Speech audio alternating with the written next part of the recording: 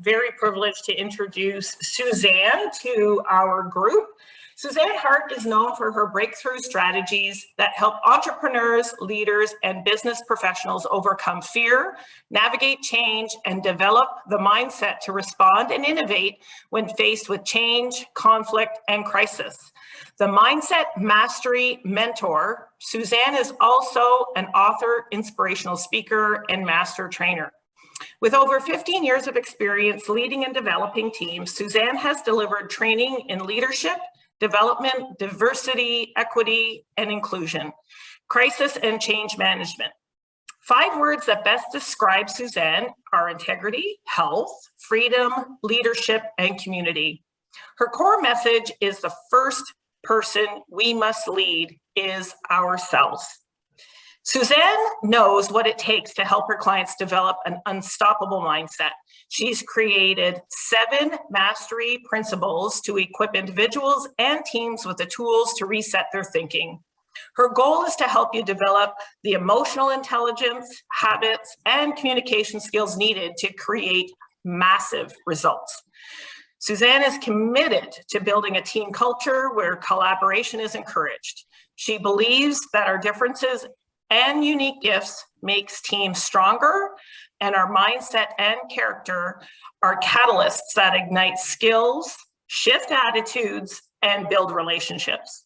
Suzan challenges teams to access the brilliance of their people by creating a culture that encourages employees to give up perfection, embrace vulnerability, and unlock their leadership potential. I am so excited to introduce Suzan Hart. Who wants to read? That was a simple question asked by my grade 1 teacher. What I did was I stuck my hand straight up and asked, "Can I read?" My teacher invited me up to the front of the room. I took my book. You know the book, Ball, Spot, Dog. We've all read the book. I walked to the front of the room, spun around, and was excited to read. Why? Because I knew how to read. You see, in Trinidad, where I was from, I had already been in school. I knew every word in the book. So I was excited to read. So I looked down and I started to read. And as I continued, I heard my teacher say, "Suzan, that is not how you pronounce those words." I looked at her. I was confused. "What do you mean?" I looked down and I thought, that's how I pronounce the words. So I continued reading. I got a few words further and I heard it again.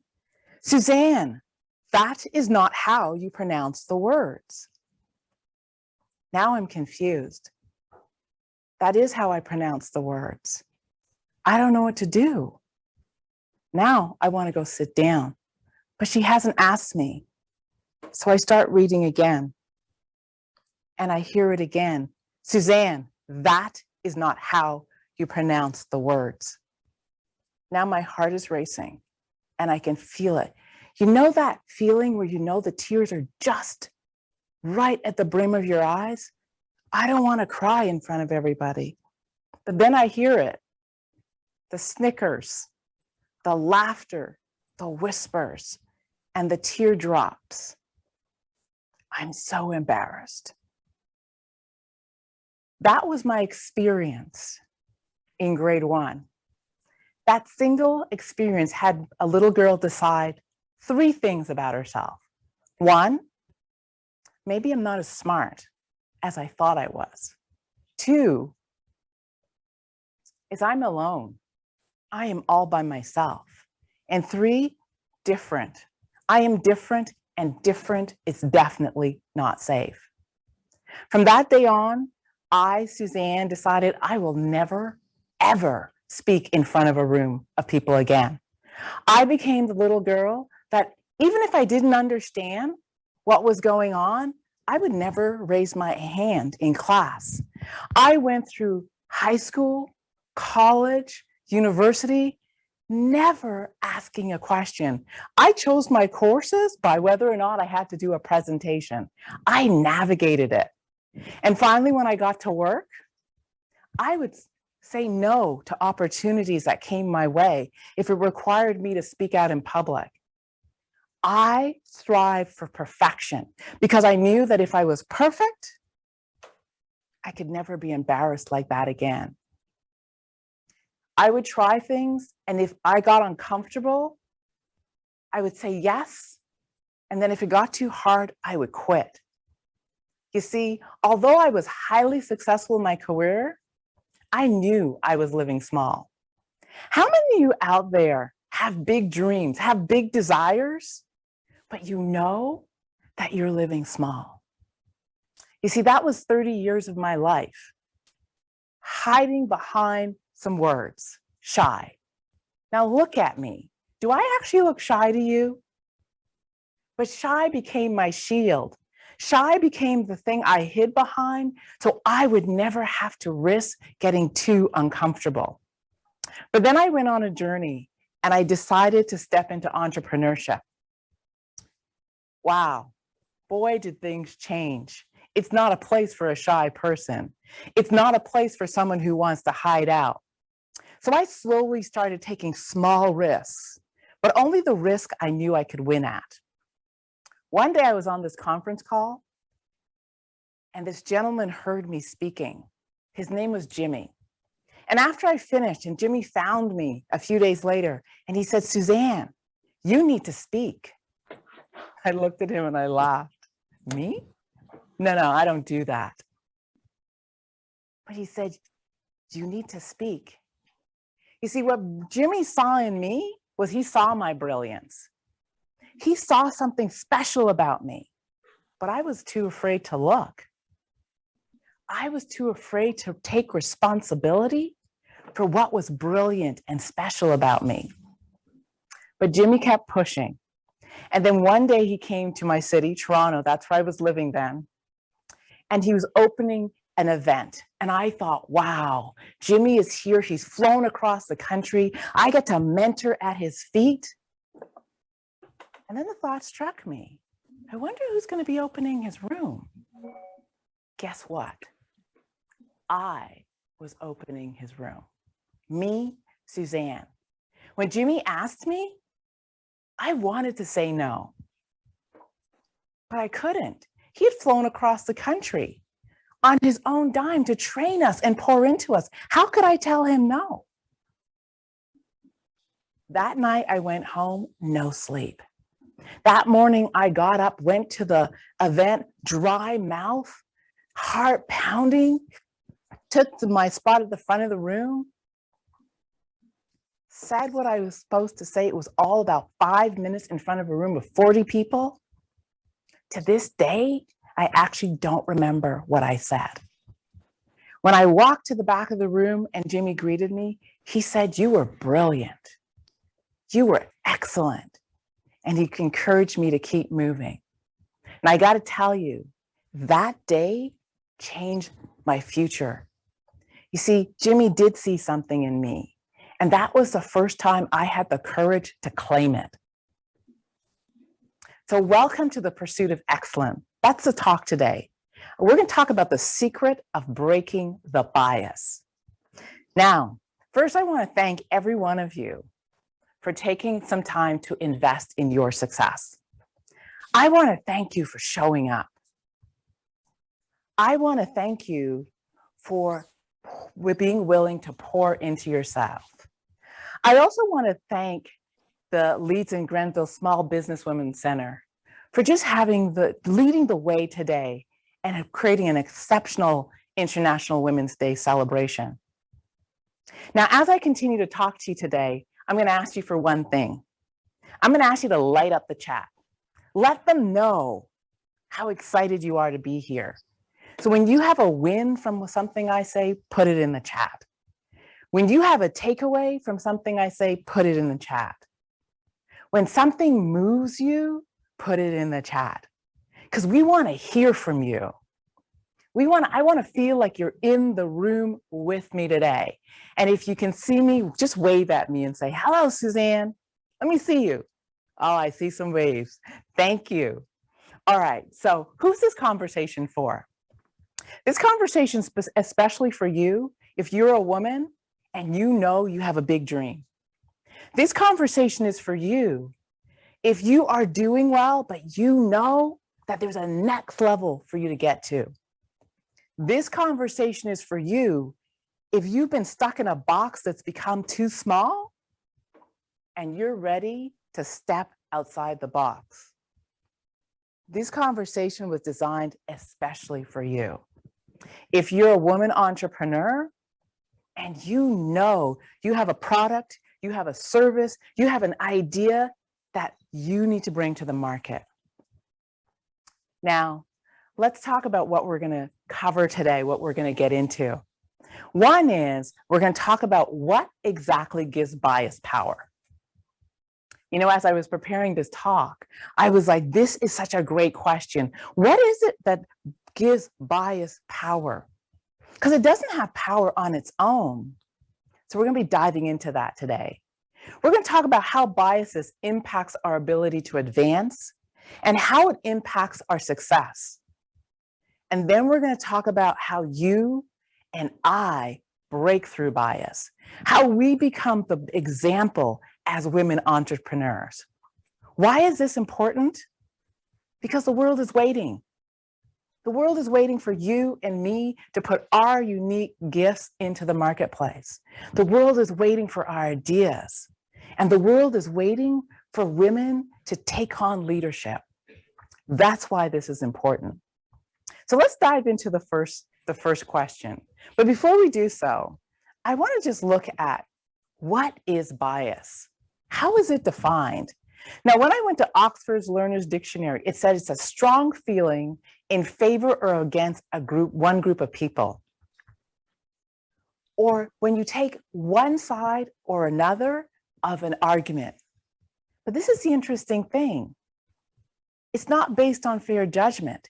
It's actually not always even based in fact. So how do we get these biases? Get this, they're innate or learned. And many of our biases are conscious and unconscious.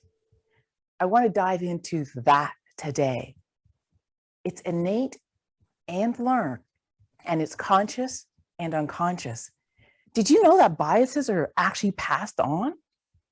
Generation to generation, family to family? So what does give it power? You know, as I sat and talked to many of my female entrepreneurs and female friends, we dove into this question. And I could tell you that what gives bias power are those people who judge us. I could tell you that what gives bias power is the person who treats us unfairly because of a belief they have. Now, while that is true, that won't serve you today. See, as women, I want to arm us with information that moves us beyond the bias. So what gives bias power? It's when we internalize it. What do I mean by internalize it? It's when that belief becomes a part of our identity. I want you to look at the screen. Do you see the glasses the woman is wearing? When we take on a bias and we internalize it, it becomes the lens to which we view the world. We think from that bias. We act from that bias. We engage other people from that bias. And we limit ourselves as a result of that single bias. You know, as I was taking on my business, I can't tell you some of the things that people said to me. You know, one gentleman said to me, because I was a woman and because of who I was and what I looked like, it would take me much longer to have success than everyone else. Now, I got to tell you, it landed. It bothered me. Why? Because it was a part of my doubt. And although I didn't want to believe it, it hurt. You know, I would hear things like, you know, you can't do that. And I'd wonder, why not? What was it about me? But people would just decide. But what happened was when people would say something, it would feed something that I had already internalized about myself. Remember, I'm the girl who believed I'm not that smart. I'm the girl who believes that I'm different. So I can't put my uniqueness out there. People will laugh at me. You see, whenever someone told me something about myself that wasn't favorable, I would go back to that story that happened to a 5-year-old girl. And that story reinforced the bias. Our stories keep us stuck. So I want you to take a moment and ask yourself, what story have you been reliving over and over and over again that has limited what you are willing to try? What story have you created in your mind that has stopped you from stepping into your greatness? I can tell you, I have so many of them. I have so many of those stories. Some of them, the biases came to me as a result of an experience, and for others, they came because of what people said to me. You know, we hear things like good girls don't speak out. Girls, I heard it on one of the videos, girls don't solve problems and do things logically. Women are emotional. We hear all these things. And what we do with them is we take them in. And when we take them in and we act like they are true, and we write our stories about those things, we begin to live into those stories. And they keep us stuck. So the question is, what do we do? What do we do to move past those biases? What are you willing to do? So the real question is, how does the biases impact our success? And I got to tell you, this has been a journey for Suzanne. So have you ever considered that we all walk around with an invisible knapsack on our back? This invisible knapsack that we just carry everywhere we go. And it's weighted down with all our doubts, all our beliefs, all our shames, all the things that we've been told. So this is kind of how it works. And this is why it's so important to understand it. You see, when I stepped into entrepreneurship, I'm speaking to many business owners, many women who own small businesses. When I stepped into entrepreneurship, I could no longer hide. Because one of the things I realized about entrepreneurship is it shone a bright light on everything that I was afraid of. Everything I didn't find, I didn't know about myself. Everything I was afraid someone else would find out. This is why. You see, when I'm in doubt, I don't know about you, I go get another skill. I take another course. I get another degree. I do all these things. The sad part is that doesn't touch the place that bias lands. It doesn't touch where bias touches me. So you see, when I decided to come into entrepreneurship, in my little knapsack, whenever I had to step out of the box and try something new, it was almost like in my knapsack, there was a file. And with every file, there was something new. So my favorite file that seemed to pop up was my shame file. And it reminded me of all the stories and all the things that I was ashamed of. And I would go back into my comfort zone and say, not today. I am not going to do that today. But then there was another file.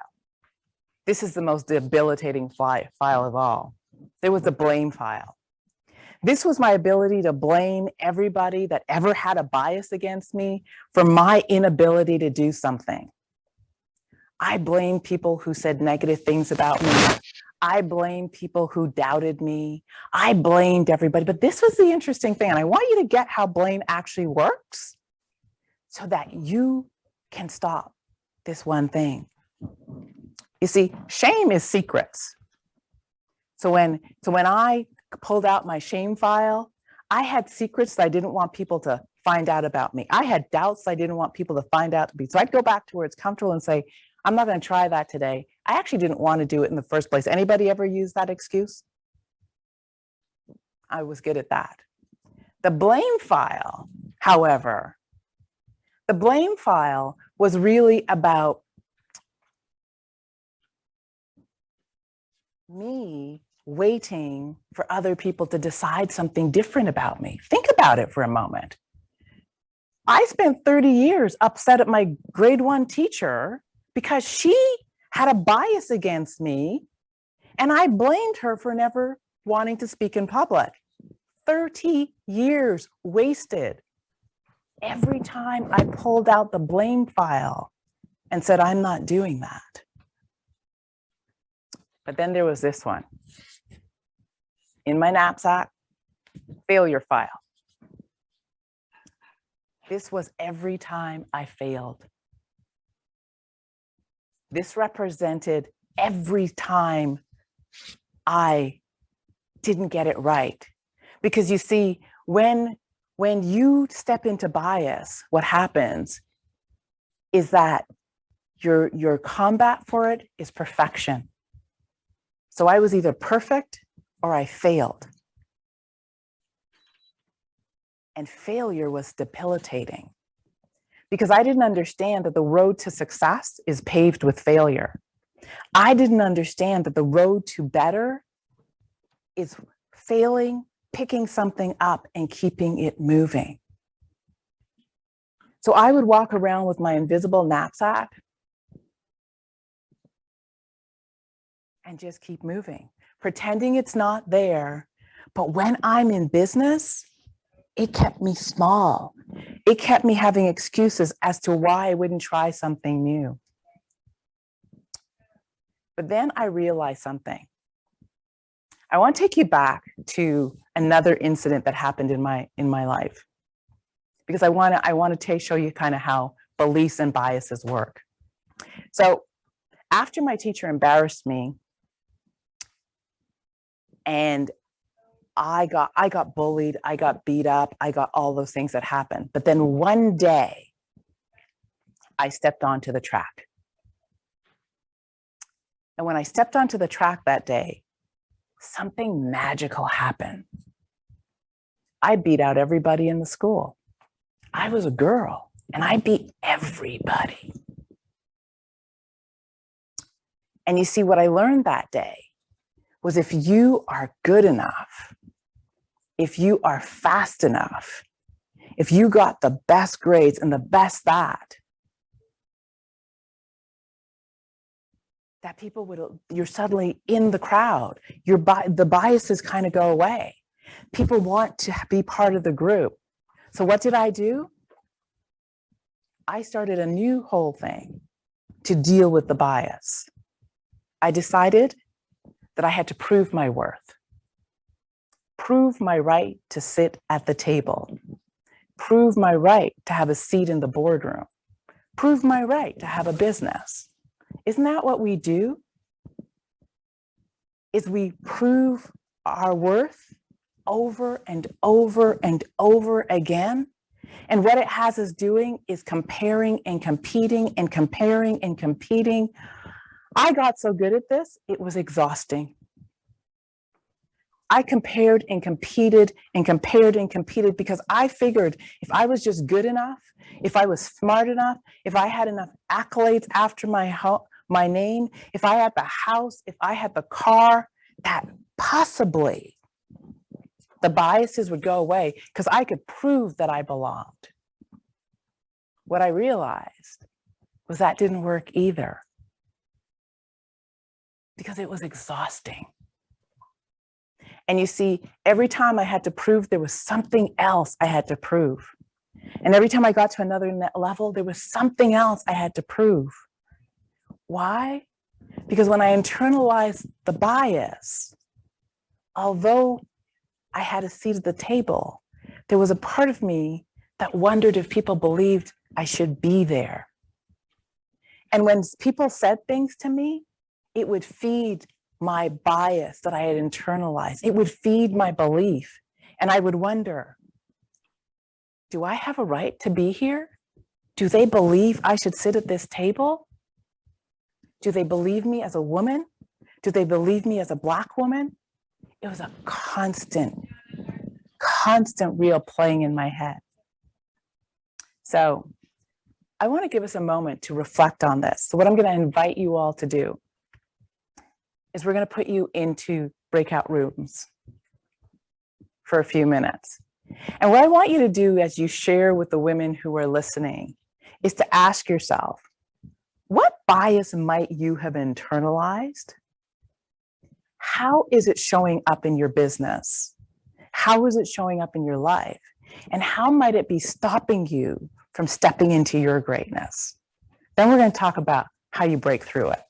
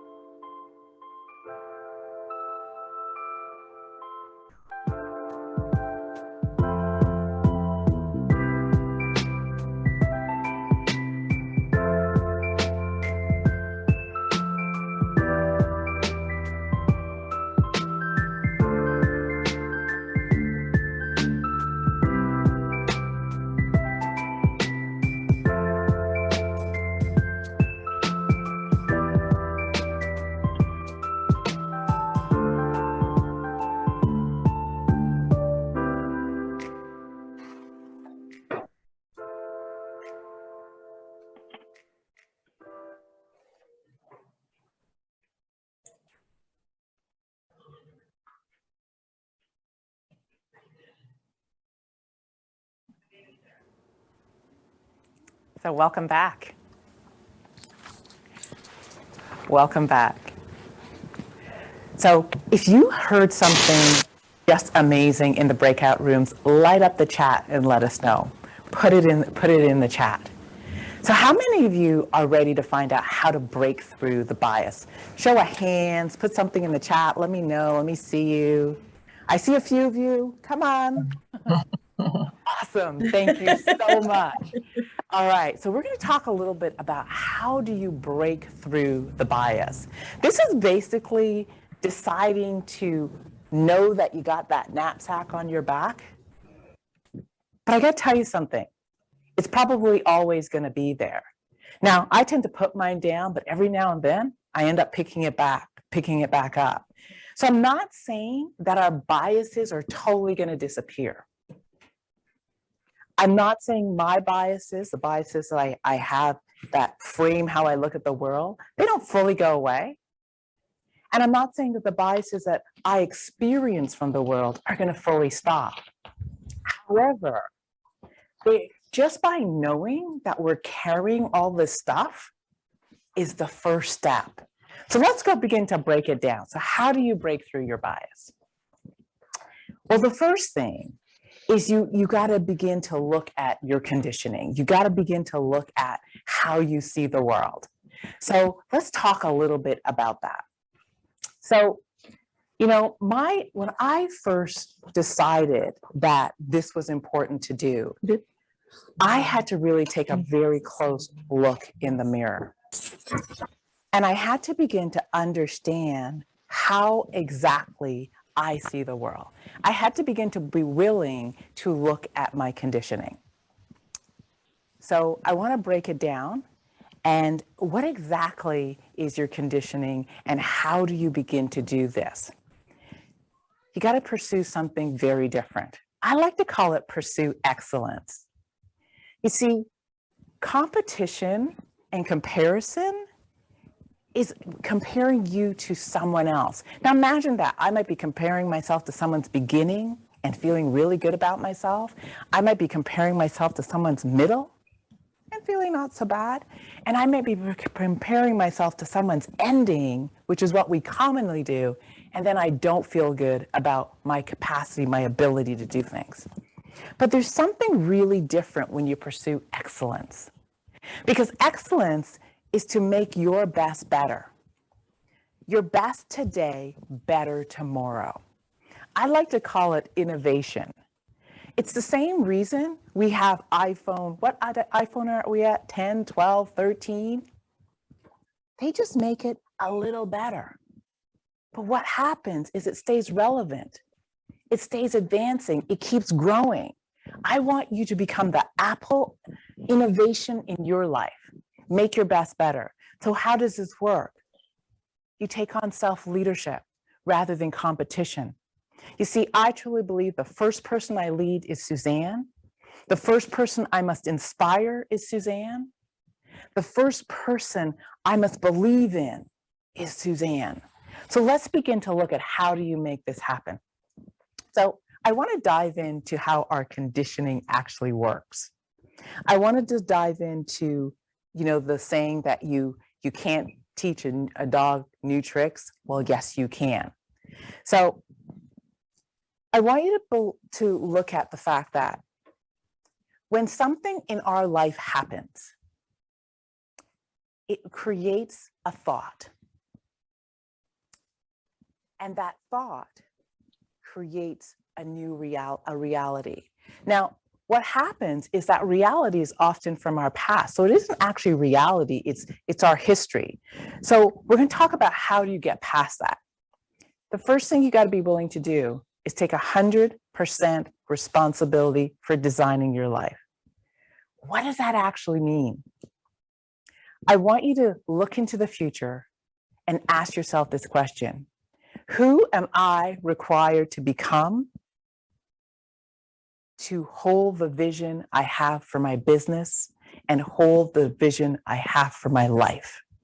And then I want you to take on designing that life. Not the life that pleases anyone else, not the life that makes someone else satisfied, but the life that you have chosen for you. Now, this is what's going to happen. The minute you cast a vision worthy of your life, a big, audacious vision, your conditioning is going to kick in. What's your conditioning? Well, your conditioning are your habitual ways of being. It's the thoughts that we think over and over and over again that reinforce our biases. It's the emotions that those thoughts bring up that often keep us stuck. Fear, doubt, shame, anger, frustration, judgment. And then it's the behaviors that are created from those thoughts. And let's talk about the self-talk. We're either talking about ourselves in a negative light, or we might be talking about someone else in a negative light. The first thing about accepting our conditioning is really kind of understanding that we're wired this way because it's been passed on. Remember, conscious, unconscious, innate, learned, it's passed down. The next thing we're going to have to ask ourselves are what are the influences or situations or people that bring up these thoughts, that create these emotions, that create these behaviors, that create these conversations that are running us? And how do we react? Because these are our coping mechanisms. Now, I want to tell you something about your coping mechanism. They may have gotten you this far, but they might not get you where you want to go. Now, this isn't about good, bad, right, wrong. This is about self-awareness and just sitting in acceptance that this is the conditioning that you've been groomed into thus far. This is the condition that's been passed down from generation to generation. You see, the way we break the bias is we all take responsibility for examining our conditioning. The question you're probably thinking is, then what? Then we reset our thinking. Now, this is my favorite thing to do. I work with people all the time to do this simple thing, reset our thinking. So, you see, when Jimmy said to me, you need to speak, Jimmy said to me in his own words, I see your brilliance. I know you are special. And I know the world is waiting for a gift that you have. In order to embrace that, I had to reset my thinking. I had to rewrite a few things. I had to believe that I was not the girl in front of the room anymore. I had to let her go. And I had to decide that I am a speaker. I'm an international speaker. You might be deciding I am an entrepreneur. I heard all sorts of different entrepreneurs and business owners. You've got to claim another identity other than the one you have today. Once you claim that identity, you got to start thinking like that identity. So I'm going to give you something to write down. When I ask you, who are you required to become? I want you to think of what are the habits of that successful person that you're in the process of becoming? What's the mindset they have? How do they talk to themselves? What do they do on a daily basis? And once you get that picture, it's to become that right now. Now, this is what I learned on my journey. All successful people have the same 10 habits. They're committed, they're persistent, they have a high self-worth, and they work on their self-worth all the time. They have integrity. They have honest and open and non-judgmental communication. These are some of the habits that they have. What I'm going to invite you to do is make a list of the habits, behaviors, and thinking that you're going to have as you step into who you are being asked to become. And this is what you do. You become that person now. Now, this is what's going to happen. You're going to get confronted by your conditioning. You're going to get confronted by your fears. You're going to get confronted by the things that you've been told. But instead of living into who someone told you were supposed to be, who someone told you you could only be, you step into who you are in the process of becoming. And you claim that. And you reset your thinking. Now, what's going to become available to you is a new possibility. What's going to become available to you is a new way of being.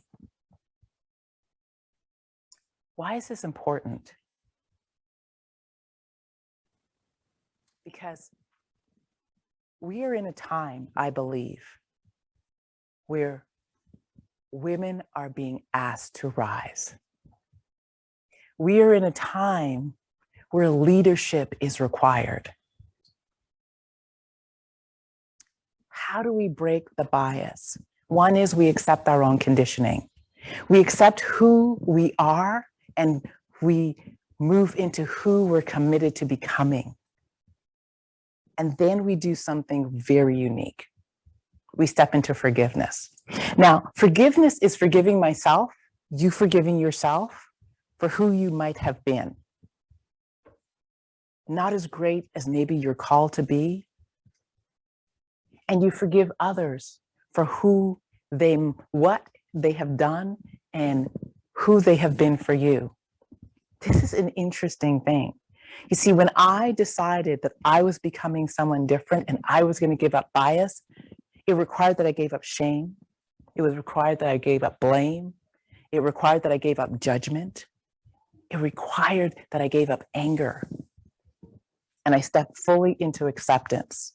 And I created the space for me to become who I was called to be.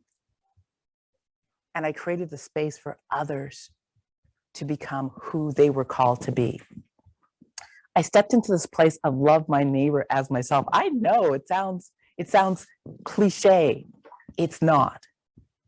You see, when I stepped into forgiveness and I stepped into love, it created a space where I was willing to accept everybody for who they were called to be. It created a space where I decided I wanted to know who you were and what you were up to in the world and how I could help you. Why? Because I was no longer in competition. I was no longer in comparison. And I realized that what lives inside me is so big, so brilliant, so special that I still don't know how magnificent it is. And if that lives inside of me, it must live inside of every other person I meet. You see, how do we break the bias? It's we step into our own self-worth. We step into the pursuit of excellence, because this is what I do know. When I focus on my own greatness and I build myself up from the inside out, I become powerful. And a person who has personal power or is empowered has no need to put someone else down. They have no need to compare themselves to another person other than to see the gifts in that person and say, wow, how do I learn from that? You see, when we step into our own self-worth and we step into making our best better, leading ourselves boldly and putting the best version of ourselves into the world and doing the work that makes us a better person, that becomes our focus. And we create that space for everyone else because we realize someone else winning doesn't take anything away from me. Someone else's different doesn't make my difference wrong. Someone else's uniqueness doesn't threaten me. It actually becomes the gift. It becomes the opportunity, and it makes the world a better place. How do we break the bias? We pursue excellence. We choose to make our best better, and we enhance our self-worth. And then we are allowed to write a new ending to our story. You see, today I'm an international speaker. Has it been work? Absolutely. Has it been challenging? Absolutely. Have I had to face every fear and conditioning that has been put into me? Absolutely. But what's on the other side is breathtaking. What's on the other side is the possibility of me knowing how magnificent I am. But also, I believe in one thing. When I see my magnificence, I am creating you. You see, they say that when I see the beauty in me, I am able to see the beauty in you. When I love the beauty in me, I love the beauty in you. You see, it is when I am filled with self-love that I can give love. So, how do we write the new ending to our story? We choose to ask ourselves, who am I required to become to meet my next level?